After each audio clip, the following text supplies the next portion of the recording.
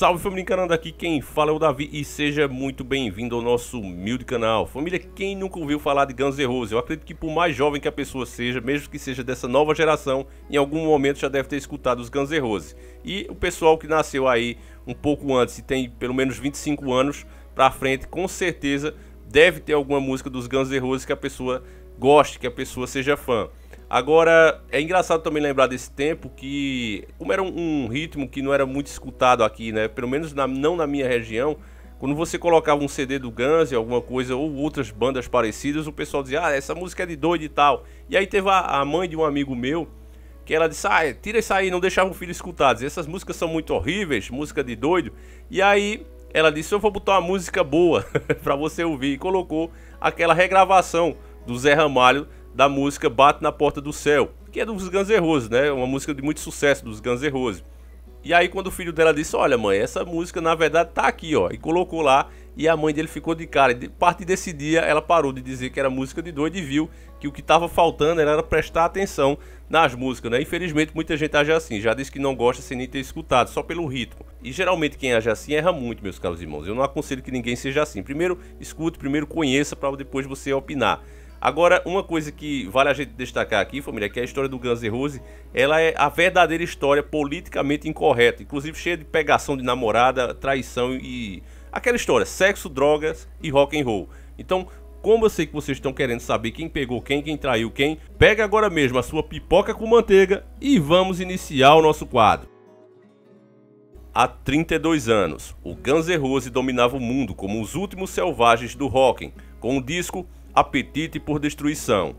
Axl Rose estava deitado nu, dentro da cabine escura de um estúdio em Manhattan, em Nova York, trabalhando em alguns overdubs nada ortodoxos e feitos de última hora. A fita rodava e ele sabia que alguma coisa não estava bem. Embaixo dele havia uma stripper de 19 anos, Adriana Smith, que por acaso era namorada do baterista da banda.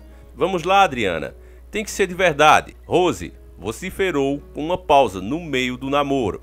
Para de fingir. Naquela noite quente de fim de semana, na primavera de 1987, o técnico Vig Daglio tinha montado um microfone vocal de última geração para capturar os sons de Rose e Smith namorando. E a certa altura, ele precisou entrar na cabine correndo para ajustar o equipamento enquanto os dois estavam lá em coito.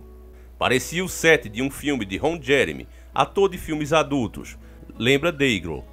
Adriana Smith queria se vingar do baterista de Guns N' Roses, Steven Adler, por tê-la traído, mas no final das contas, ela sempre gostou mais do vocalista.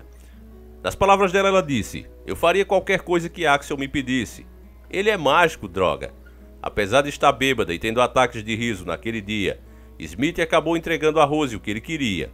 Seus gemidos orgásticos, que acabaram bem altos na mixagem da última faixa de Apetite por Destruição, Rocket Queen, apesar de não te contarem, aquilo é de verdade. Mas quando o baterista traído, Adler, descobriu que tinha sido gravado para o álbum de sua banda, ele teve um chilique danado, recorda Smith. Aquela sessão de gravação o assombrou durante anos. Acabei bebendo e usando drogas durante um tempão. Senti uma vergonha extrema, culpa e tal. E as coisas eram assim. Mais um dia depravado no mundo dos Guns N' Roses. Antes mesmo de terem terminado seu primeiro álbum, a vida dos 5 integrantes da banda tinha se tornado uma caricatura sombria, de relações íntimas indiscriminado, danos a propriedades, bebidas e drogas pesadas. Era só diversão hardcore, dispara slash. Mas os Guns conseguiram transmutar toda a loucura em uma música duradoura. Um rock pesado, feroz e sensual, que encontrava pontos de interseção entre o Aerosmith e o Sex Pistols, o Lynyrd Skynyrd e o New York Dolls. Lançado no dia 21 de julho de 1987, Apetite por Destruição vendeu 15 milhões de cópias só nos Estados Unidos, transformando em um dos álbuns de estreia de maior venda da história. O disco parecia tanto avançado quanto retrógrado. A crueza punk do som e a elaboração rebuscada das letras o transformavam em ponte entre o rock comercial dos anos 1980 e a música alternativa da década seguinte. Mas Apetite por Destruição também foi um dos últimos álbuns a ser masterizado com um vinil, a ser editado com uma lâmina de barbear aplicada sobre fita de 5 cm e mixado por 5 pessoas, ajustando botões em uma mesa de mixagem não automatizada. Usamos instrumentos e amplificadores clássicos, explica o produtor e técnico de som do álbum, Mike Clink. Nossa abordagem era parecida com coisas que se faziam nos anos de 1960 e no início dos 1970. Completo técnico assistente de mixagem, quase pode ser considerado o último remanescente desse tipo de disco.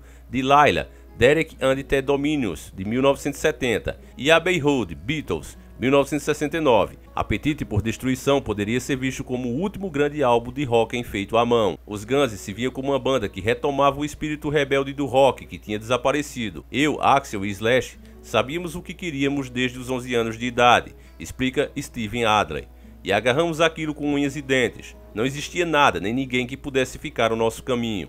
Eu queria ser a droga do Roger Taylor, do Queen. A gente queria ser igual ao Aerosmith, ao Kiss, ao Led Zeppelin, bandas assim.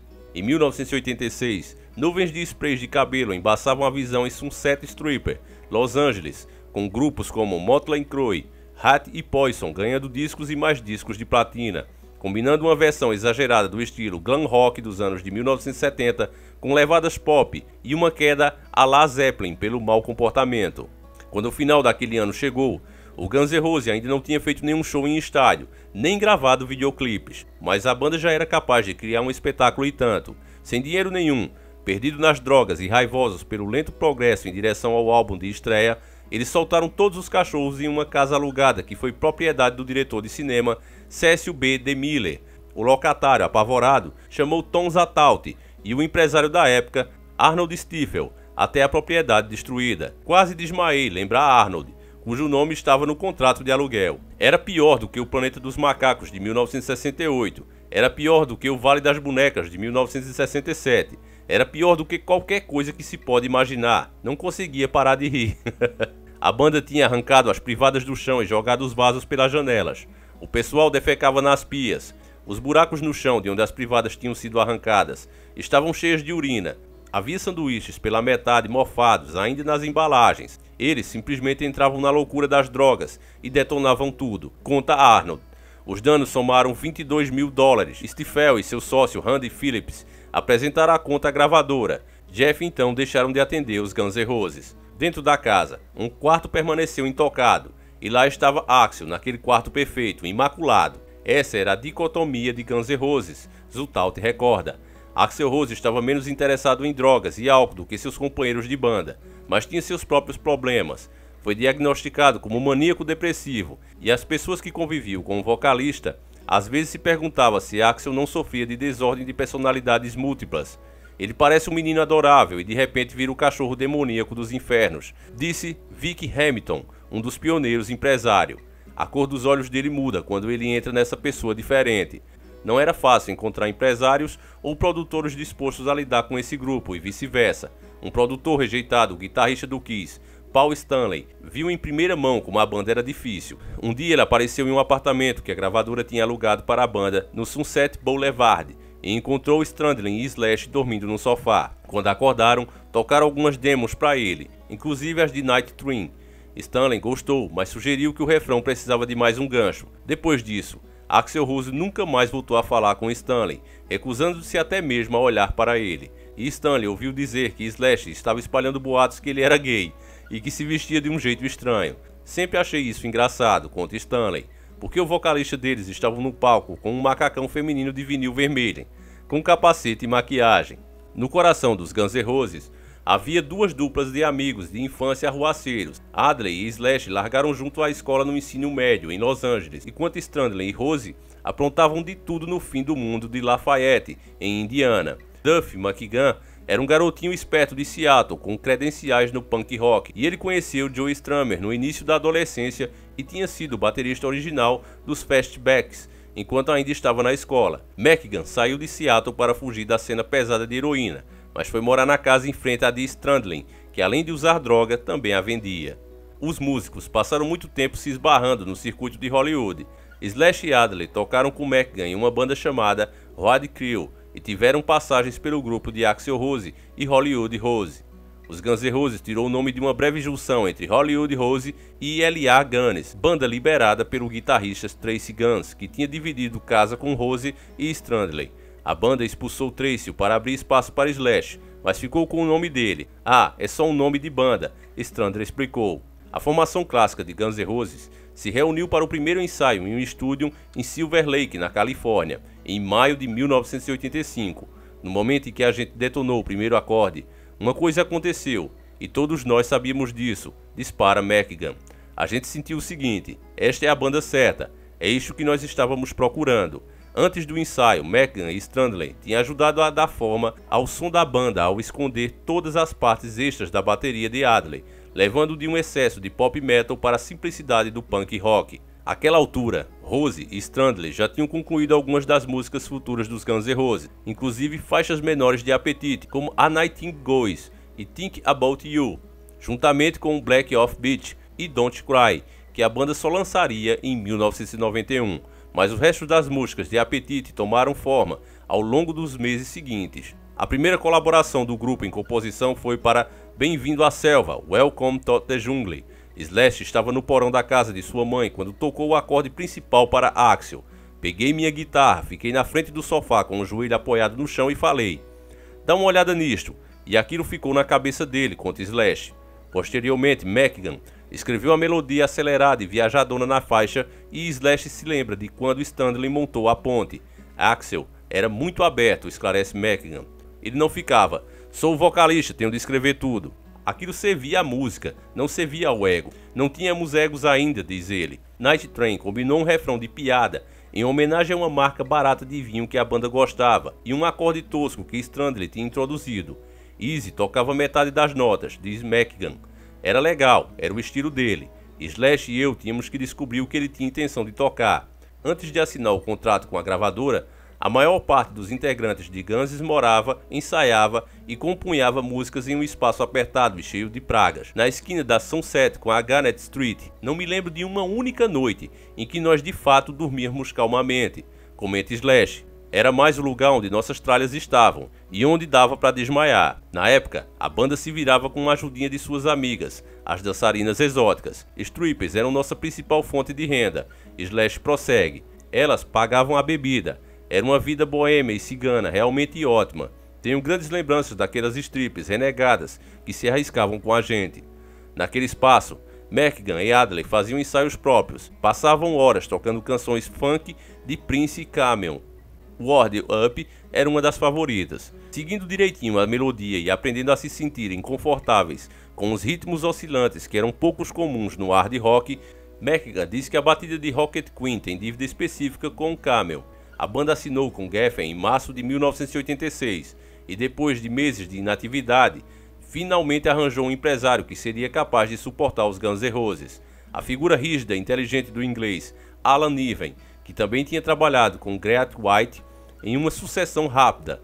Logo entrou um produtor também, Mike Klink, técnico de gravação que combinava habilidades técnicas extraordinárias com um nível de paciência fora do comum. Além disso, a banda tinha escrito uma última música, Sweat Shield of Mine, na casa de Cecil B. DeMille. Slash estava brincando com o refrão da música como um exercício pessoal meio idiota, e Strandler começou a improvisar, acompanhando-o sem que nenhum dos guitarristas soubesse. Rose estava ouvindo do seu quarto no andar de cima, escrevendo letras. Slash conta: se Axl não estivesse lá escrevendo, é provável que a música jamais existisse. A banda ensaiou com Klink durante semanas, daí entrou no estúdio Rumble Records, de propriedade de Captain, famoso por ser metade da dupla pop brega Captain and Tennille, em janeiro de 1987. Foram 2 semanas preparando as bases. Klink separava os melhores trechos com sua lâmina de barbear em punho e passou o mês seguinte trabalhando 18 horas por dia, com Slash fazendo overdubs à tarde e à noite, enquanto Axl Rose gravava os vocais até o sol nascer. Slash passava horas com Klink, examinando e estruturando seus solos, até que ficassem tão pegajosos quanto as melodias vocais. Axl Rose, que naquele ponto praticamente só berrava no palco, mostrou alcance vocal em comum, adicionando um trecho de harmonia grave à abertura de Paradise City, em um uivo de outro mundo. Parecia com a sirene de polícia, no começo de Welcome to the Jungle. Tínhamos que canalizar todas aquelas vozes para descobrir o que funcionava, afirma Klink. Com a introdução de Bem-vindo à Selva, não foi o caso dele simplesmente abrir a boca e aquilo acontecer.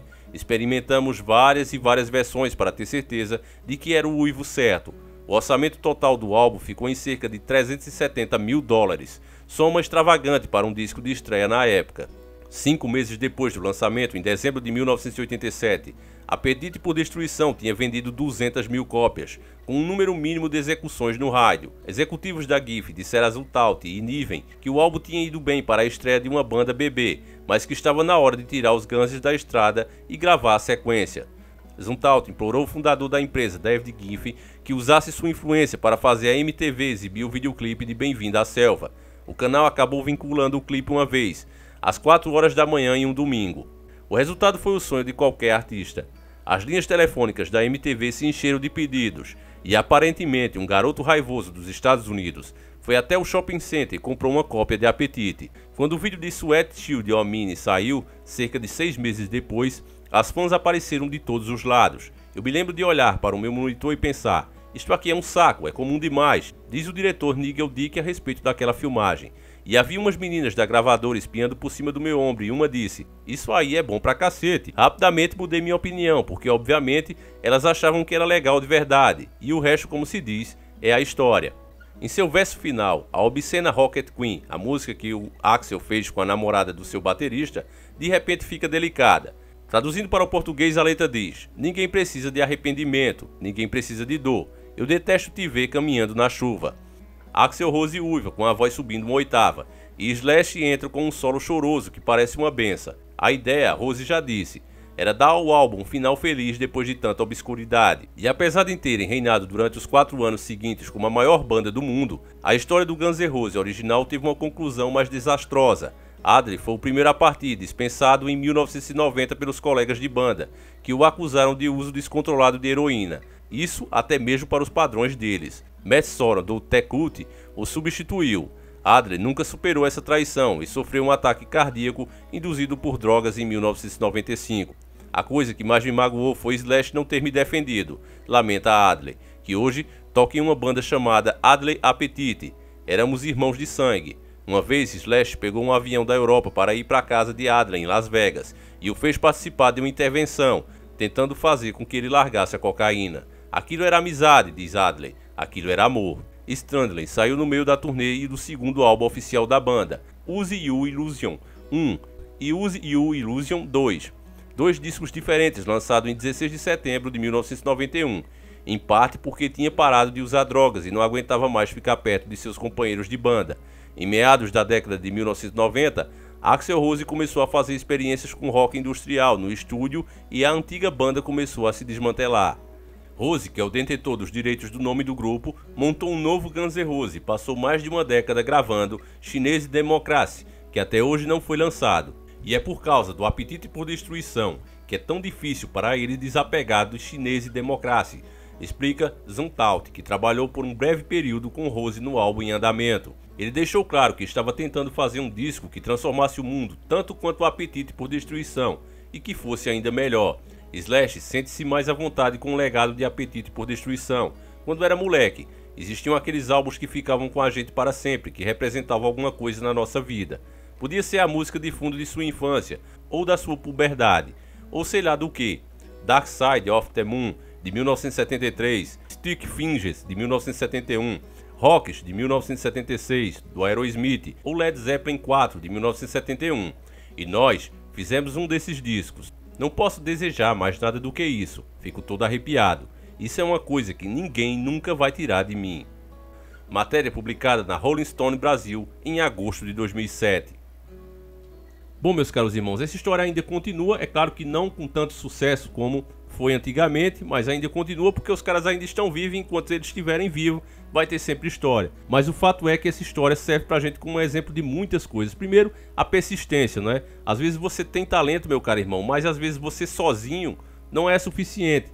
E aí você vê, embora os caras tivessem as suas diferenças, fossem os caras até muito loucos, mas cada um era bom no que fazia. E essa soma de todos eles juntos foi o que possibilitou um tremendo sucesso, além também de encontrar as pessoas certas que colocaram um pouco de ordem, né, naquela bagunça toda, que talvez fosse justamente dali que saía umas coisas tão diferentes, coisas que outras bandas, por mais boas que fossem, não conseguiram fazer. O Guns N' Roses, a gente pode dizer, sem sombra de dúvida, que são únicos, não é? Nós não encontramos outra banda que possa dizer, olha, essa é igualzinha a Guns N' Roses. Jamais, os caras realmente eram únicos. E aí, conhecendo um pouco mais da história íntima dos caras, você tá vendo o porquê. Eles eram loucões, isso sem sombra de dúvida, isso até atrapalhou, não é? Se eles tivessem se controlado mais, talvez estivessem aí até hoje. Atrapalhou a saúde dos caras, o próprio Slash comenta isso, né? Que ele teve vários problemas de saúde, várias complicações por causa daquele uso de droga desenfreado. E você vê que atrapalhou também o convívio dos caras entre eles mesmos. Ficou uma situação insuportável. É bom, principalmente aquele que for jovem, prestar atenção nesse detalhe, porque a droga, muitas vezes ela parece ser uma coisa atrativa, ser um voto de protesto, uma coisa radical, mas na verdade o que realmente ela é isso aí que você viu. Não importa o seu talento, não importa o sucesso que você faça, nem o dinheiro que tenha. A droga literalmente pode destruir tudo. Quem sabe onde Guns N' Roses poderia estar agora, nesse momento, né? O sucesso que eles poderiam ter feito, músicas que a gente poderia ter acesso se eles não tivessem ido por esse lado. Então, meus irmãos, que fica aí esse exemplo e também que fica um bom exemplo para você, por mais talentoso que seja, procure outras pessoas que possam somar o seu talento. Não desista do que você sonha, vá atrás, porque você pode conseguir. Os caras aí, você viu, chegou situação que eles dependiam de strippers, né? As strippers pagavam bebidas e até comida para os caras. Então você vê, situação pior do que essa, já pensou, meus caros irmãos? Depender de um trabalho de umas moças, já que já não ganham muito e ganham dessa maneira. E eles dependiam delas. Então você vê aí que a vida não é fácil para ninguém. E se você quer mesmo, se você sonha, você tem que ir atrás, porque o sucesso não vai bater na sua porta. Então fica aí o talento. Deixa aí nos comentários quais bandas vocês querem ouvir a história, ou artistas, seja qual for. E eu faço questão de fazer as histórias aqui para vocês. Eu vou ficando por aqui. Fiquem todos com Deus. Peço o seu like. Peço que você compartilhe esse vídeo para que a gente possa assim continuar trazendo sempre esses vídeos para vocês. Um abraço e tamo junto!